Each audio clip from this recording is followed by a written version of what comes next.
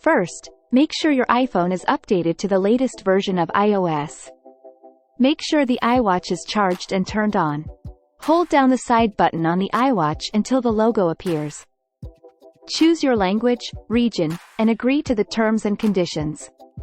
Next, bring your iPhone close to the iWatch. Wait for the pairing animation to appear on your iPhone.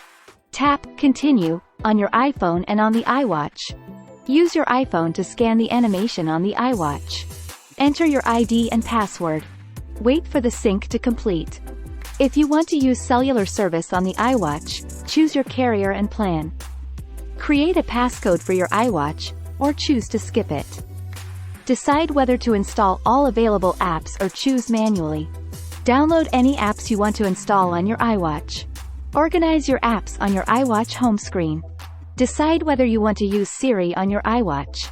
Choose whether you want to share diagnostic and usage information with. Set up Pay if you want to use it on your iWatch. Choose which wrist to wear your iWatch on. Adjust the band to fit your wrist. Customize your watch face by choosing a design, color, and complications. Decide whether you want to receive notifications on your iWatch. Choose which apps can send notifications to your iWatch.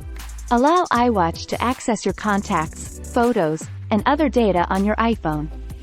Decide whether to send diagnostic info to app developers.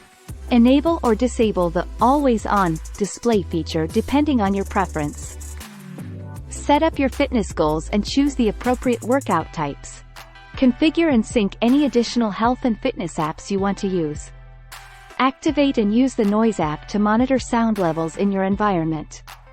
Use your iWatch to track your menstrual cycle, if needed. Enable or disable the Fall Detection feature, depending on your needs. Pair a Bluetooth device, such as headphones or a speaker, with your iWatch. Activate Find My on your iWatch. Use your iWatch to make and receive calls and messages.